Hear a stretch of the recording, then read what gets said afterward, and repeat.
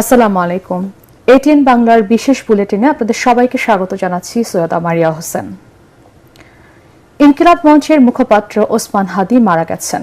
ইন্না লিল্লাহি ওয়া ইন্না ইলাইহি রাজিউন। বৃহস্পতিবার সিঙ্গাপুরের জেনারেল হাসপাতালে চিকিৎসাধীন অবস্থায় তার মৃত্যু হয়। বৃহস্পতিবার রাতে ওসমান হাদির ভেরিফাইড ফেসবুক পেজ ও ইনকিলাব মঞ্চের ফেসবুক পেজ থেকে তার মৃত্যুর খবর জানিয়ে পোস্ট দেয়া হয়। বৈষম্য বিরোধী আন্দোলনের তেজি এই নেতার মৃত্যুতে শোকাহত গোটা দেশ।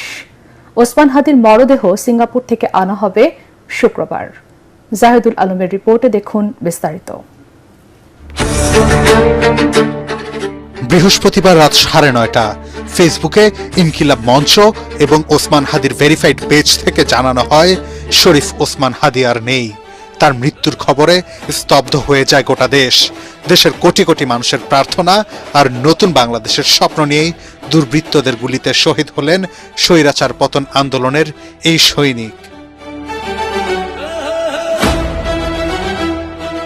হাদির মৃত্যুর খবর নিশ্চিত করেন ঢাকা মেডিকেলের নিউরো টিমের সদস্য ও হাদির চিকিৎসক ডাক্তার আব্দুল আহাদ।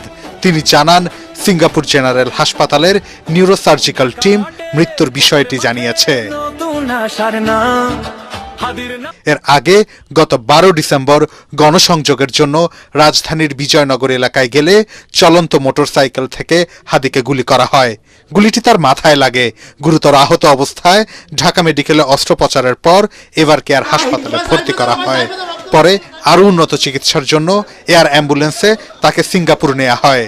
সেখানে আবারও অপারেশনের কথা থাকলেও সব চেষ্টার অবসান ঘটিয়ে পৃথিবীর মায়া ত্যাগ করেন বিপ্লবী এই নেতা। আমি সহজা চিনেছি আমারে আমার। জাহিদুল আলম, এটিএন বাংলা। আমি বিন্ময়, আমি চিন্ময়, আমি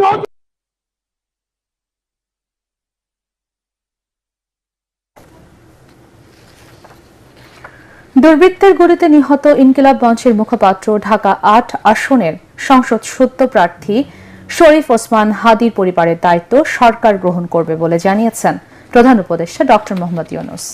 জাতির উদ্দেশ্যে দেয়া ভাষণে তিনি বলেন, এই হত্যার সাথে জড়িত সকল অপরাধীকে দ্রুত আইনের আওতায় আনা হবে। সে পর্যন্ত সবাইকে ধৈর্য এবং সংযম ধরে রাখার আহ্বানও জানান তিনি। শনিবার জাতীয় শোকও ঘোষণা করেন প্রধান উপদেষ্টা। ইমদাদুল্লাহ বাবুর রিপোর্ট। আমি তাই করি ভাই, যখন চাই মনটা ওই শত্রুর সাথে বলা বলি।